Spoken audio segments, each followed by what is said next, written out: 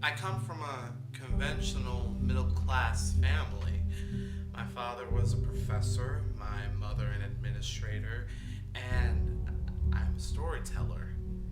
And I've always felt it is impossible to properly engage with a place or a person without engaging all of the stories of that place or that person. And I would like to tell you about what I like to call the danger of the single story. The consequences of the single story is this: it robs people of dignity.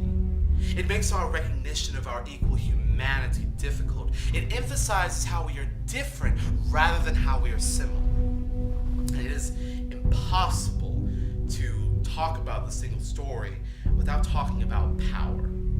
Like our economic and political world, stories too are defined by the principle of power. How the stories are told, who tells them, when the stories are told, how many stories are told, are really dependent on power.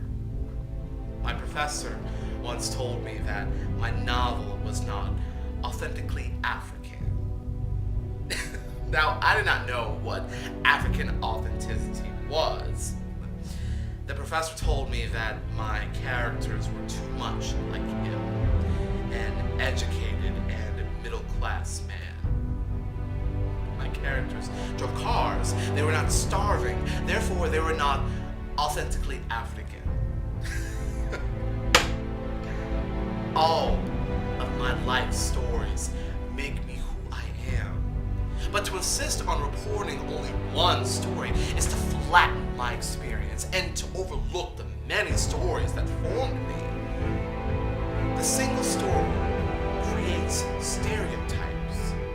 And the problem with stereotypes is not that they're untrue, but they're incomplete.